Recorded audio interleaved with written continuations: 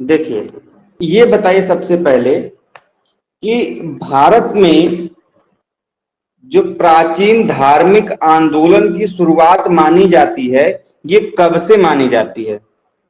जहां पर हमको विभिन्न प्रकार के धर्मों का उद्भव एवं विकास दिखाई देता है, बताइए। जब आप लोग 6वीं शताब्दी ईसा पूर्व पढ़ेंगे, 6वीं शताब्दी ईसा पूर्व पढ़ेंगे, तो आपको पता चलेगा कि 6वीं शताब्दी ईसा पूर्व में हमारे भारत देश में विभिन्न प्रकार के धर्मों का उद्भव एवं विकास हो रहा था, जिसमें दो धर्म प्रमुख रूप से विकसित हुए। एक आपका बौद्ध धर्म विकसित हुआ, दूसरा आपका जैन धर्म विकसित हुआ। बौद्ध धर्म के बारे में आप लोगों को पता ही होगा कि उसका विकास महात्मा बुद्ध के द्वारा अलग अलग आयामों में किया गया। लेकिन हम लोग को पढ़ना है जैन धर्म, तो हम लोग बात करेंगे जैन धर्म की स्थापना संबंधित चीजों पे।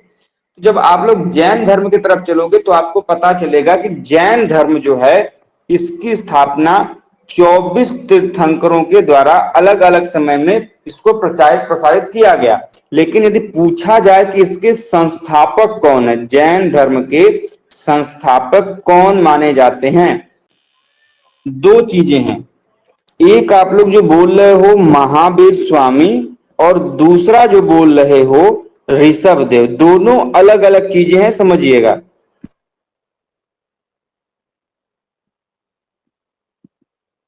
जो ऋषभ देव है बेटा, जिनको हम लोग आदि देव भी बोलते हैं, ध्यान रखिएगा, आदि देव भी बोलते हैं, ऋषभ देव को हम लोग आदि देव भी बोलते हैं।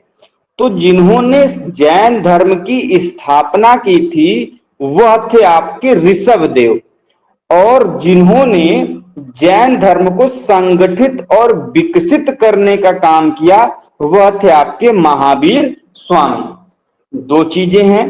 पहला कि जैन धर्म में कुल 1 से लेकर 24 तीर्थंकर हुए। तो क्वेश्चन ये भी पूछता है कि जैन धर्म में तीर्थंकरों की कुल संख्या कितनी है, तो कुल कितनी है, 24 है। तो जो इसमें से जो प्रथम तीर्थंकर हैं वह हैं आपके ऋषभ देव, अर्थात ऋषभ देव के द्वारा ही जैन धर्म की स्थापना की गई। तो आपके एग्जाम में प्रश्न बनता है कि जैन धर्म के प्रथम तीर्थंकर कौन थे, तो वह थे आपके ऋषभ देव। वहीं पर यदि आप देखेंगे महावीर स्वामी को, तो महावीर स्वामी आपके जैन धर्म के 24वें तीर्थंकर के रूप में देखे जाते हैं। तो पहले हैं आपके ऋषभ देव और 24वें हैं आपके महावीर स्वामी। क्लियर है? जो जैन धर्म है, तो इसमें से जो शब्द है जैन, कौन सा शब्द, जैन, यह जो जैन शब्द है यह संस्कृत के जिन शब्द से बना है। किससे बना है, जिन शब्द से। ये जिन नहीं कि जो चिराग वाला जिन है उसको रगड़ दिए तो उसमें से जिन निकल गया और आप ख्वाहिश मांग लिए पूरा कर दिया, ये वाला जिन नहीं है। जैन शब्द जो है संस्कृत के जिन शब्द से बना हुआ है, और इस जिन शब्द का अर्थ होता है विजेता। क्या होता है, विजेता। कौन सा विजेता भाई, तो यह वह विजेता होता है जो कि जितेंद्रिय होता है। क्या होता है, जितेंद्रिय। जितेंद्रिय मतलब जिसने इंद्रियों को जीत लिया हो, तो वह विजेता। जिसने इंद्रियों को अपने वश में कर लिया हो, जिसने जीत लिया हो, वह क्या कहलाएगा, जैन कहलाएगा। तो जैन का मतलब क्या होता है, जैन जिन धातु से बनकर बना हुआ है, जिसका अर्थ होता है विजेता। विजेता किस संदर्भ में, तो जितेंद्रिय के संदर्भ में। जितेंद्रिय का मतलब जिसने इंद्रियों को जीत लिया हो, वश में कर लिया। ठीक है, ध्यान रखिएगा। अब एक क्वेश्चन पूछता है कि जो जैन धर्म के महात्मा मिलते हैं, मुनि मिलते हैं, इनको किस नाम से संबोधित किया जाता है। तो जो जैन धर्म के अंतर्गत मुनि हैं या फिर महात्मा हैं, उनको किस नाम से संबोधित करते हैं, तो उनको हम लोग निग्रंथ बोलते हैं। क्या बोलते हैं, निग्रंथ।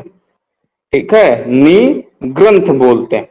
ठीक है, साथ में जो जैन धर्म के अधिष्ठाता हैं, जिन्होंने जैन धर्म को विकसित एवं संश्लेषित करने का काम किया, जिन्होंने उनका उद्भव किया, विकास किया, जिनको हम लोग अधिष्ठाता बोलते हैं। तो जैन धर्म के अधिष्ठाताओं को, जिसमें आपके महावीर आते हैं, पार्श्वनाथ आते हैं, मल्लीनाथ आते हैं, ऋषभ देव आते हैं, जितने तीर्थंकर हैं 24 के 24, इन अधिष्ठाताओं को ही क्या बोला गया है?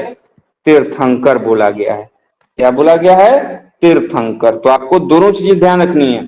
क्वेश्चन पूछता है कि जैन धर्म के मुनियों को या फिर महात्माओं को निम्नलिखित में से क्या कहते हैं? निग्रंथ कहते हैं। निग्रंथ का मतलब बंधन रहित, वह किसी बंधन से, मोह माया से न संबंधित हो।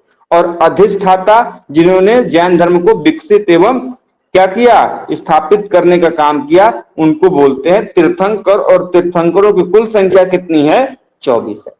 क्लियर है? आदिदेव या फिर आदिनाथ किसको बोलते हैं? ऋषभ देव को। अब एक क्वेश्चन पूछता है, बड़ा इंपॉर्टेंट क्वेश्चन है कि आपके ऋग्वेद में, जिसको हम लोग बोलते हैं सबसे प्राचीनतम वेद, ऋग्वेद में किन दो जैन तीर्थंकरों के नाम का उल्लेख मिलता है? बताइए भाई। जो ऋग्वेद है, हमको ऋग्वेद में दो तीर्थंकरों के नाम मिलते हैं। कौन कौन से वो तीर्थंकर हैं? बड़ा इंपॉर्टेंट क्वेश्चन है, ध्यान रखिएगा। क्वेश्चन आता है सीधा सीधा क्वेश्चन में कि वो कौन से ऐसे तीर्थंकर हैं, जैन तीर्थंकर है, जिनके नामों का उल्लेख हमको ऋग्वेद में मिलता है। तो वह सबसे पहले तो हो गए आपके ऋषभ देव, जिनको हम लोग आदिनाथ भी बोलते हैं। दूसरे हो गए आपके अरिष्ट नेमि। तो जो अरिष्ट नेमि है और ऋषभ देव है, इनका उल्लेख हमको कहां पे मिलता है? ऋग्वेद में मिलता है। क्लियर है? अब क्वेश्चन ये पूछता है कि आप हमको ये बताइए, कौन कौन से ऐसे व्यक्ति हैं जिनका संबंध बनारस से है? जैन धर्म के कौन कौन से ऐसे तीर्थंकर हैं जिनका संबंध बनारस या फिर वाराणसी क्षेत्र से है?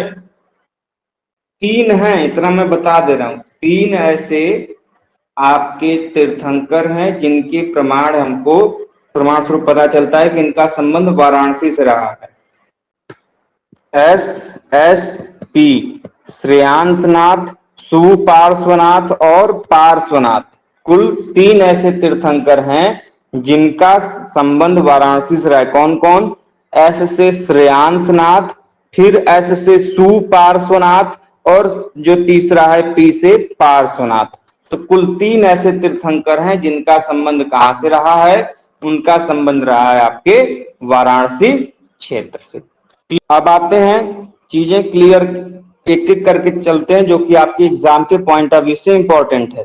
सबसे पहले बात करेंगे हम पार्श्वनाथ से। यहां से क्वेश्चन पूछा जाता है कि जैन धर्म के 23वें तीर्थंकर कौन थे? जैन धर्म के 23वें तीर्थंकर कौन थे? या फिर नाम देके पूछ देगा कि पार्श्वनाथ जैन धर्म के कौन से तीर्थंकर थे? तो जो जैन धर्म के 23वें तीर्थंकर के रूप में पूजा जाता है, या फिर जो व्यक्ति हैं, वह है आपके पार्श्वनाथ। और पार्श्वनाथ का संबंध कहां से है? तो पार्श्वनाथ का संबंध है वाराणसी से। ठीक है। इनके जो पिता थे अश्वसेन, पार्श्वनाथ के पिता का नाम क्या था? अश्वसेन। यह काशी के राजा थे। अश्वसेन क्या थे? काशी के राजा थे। और इनकी माता का नाम था वामा देवी। पिता का नाम अश्वसेन, माता का नाम वामा देवी, और पत्नी का नाम प्रभावती था। ये तो खासकर याद रखिएगा, ये क्वेश्चन आता है, प्रभावती। ठीक है, ये 23वें तीर्थंकर थे। एक और क्वेश्चन पूछता है।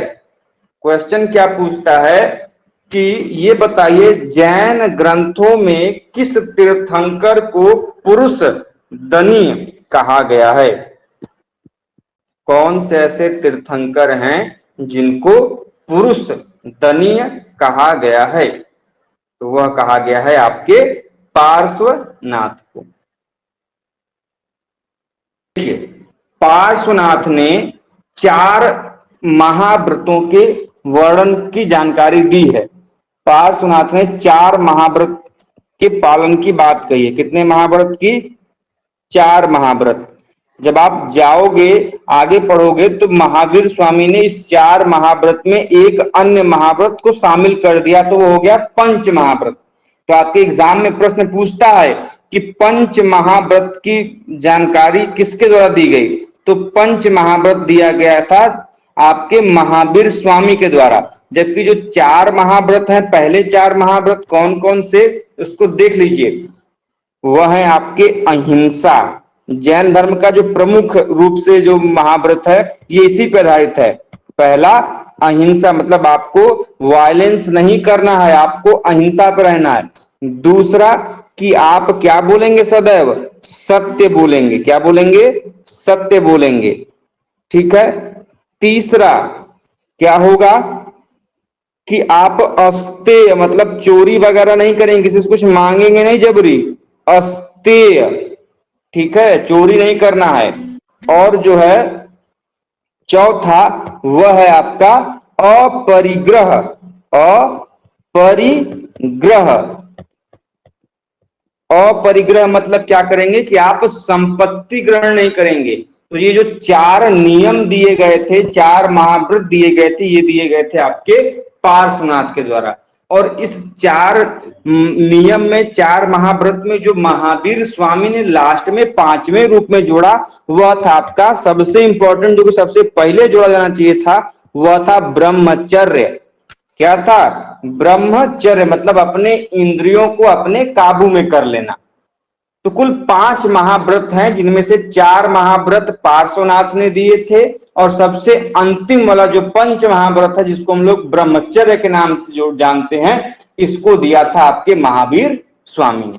तो आपके एग्जाम में 2 से बड़ा क्वेश्चन पूछता है कि जैन धर्म में अस्तेय का मतलब क्या है, जैन धर्म में अपरिग्रह का मतलब क्या है। तो जान लीजिए, अस्तेय का मतलब होता है कि आपको चोरी नहीं करनी है। क्या नहीं करना है? चोरी नहीं करनी है।